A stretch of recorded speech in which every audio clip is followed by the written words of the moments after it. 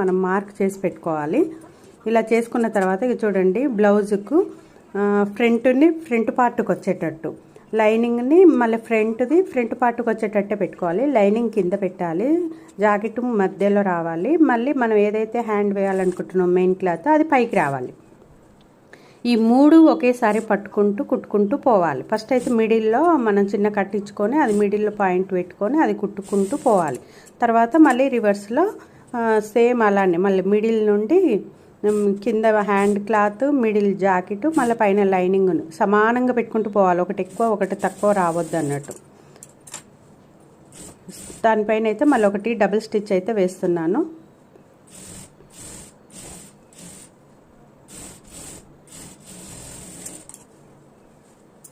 చూడండి ఎంత నీట్గా వచ్చిందో చూడండి.